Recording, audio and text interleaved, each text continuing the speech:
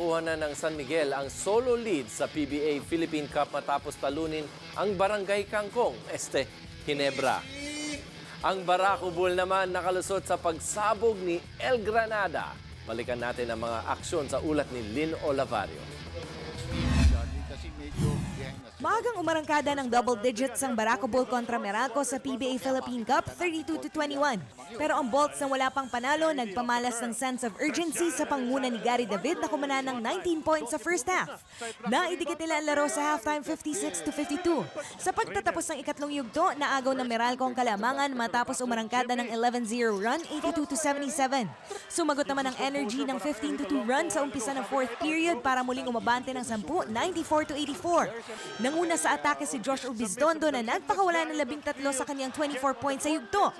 Finds his partner for another three. Pero ayaw paawat ni El Granada. Nagpakawala siya ng 6 na sunod na puntos para lumapit sa dalawa, 108-106 sa huling minuto. He goes, top of the key. That's another three, Gary D. Parang baliwala ang 3-point shot kay Gary D. Kaso, hindi pa rin sapat ang kanyang career-high 40-point explosion para maisalba ang Bolts. Nakalusot ang Energy para sa kanilang ikalawang panalo. Action determines our character.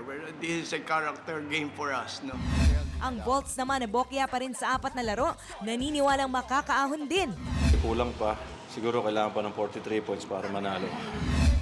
Sa main game, kaabang-abang ang muling pagtutunggali ni na Junmar Fajardo at Greg Slaughter sa harapan ng San Miguel at Barangay Ginebra. Ang two-time reigning MVP nagpakitang gila sa kanyang crossover move. Si Japeth Aguilar, ganado naman sa pagdakdak sa unang yugto na humantong sa 23-all. Aguilar. That's important para sa kanya. Nagpakawala ang Beermen na 5-3 sa second quarter para bahagyang lumamang 47-43. Pinalobo pa nilang abante sa 16 sa ikatlong yugto, 70-54. Hindi na hinayaan ng San Miguel na makabalik pa ang Gin Kings para makuha ang panalo, 100-82 at umangat sa solo top spot sa record na 4-1. Alam namin pagka naglaro kami ng maayos, kaya namin talunin kahit sinong team. Kasi marami na rin kami napatunayan kahit papano.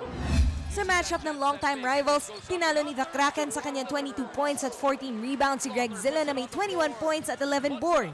Hindi naman about sa akin tsaka kay Greg yan eh. Kailangan naman i-prove sa ibang team na magaling kami sa team natin individuals. Bumagsak naman ang Barangay Ginebra sa 1-3. Umaaksyon, Lynn Olavario, News 5. Be sure to come back. News 5 everywhere. Copyright 2015.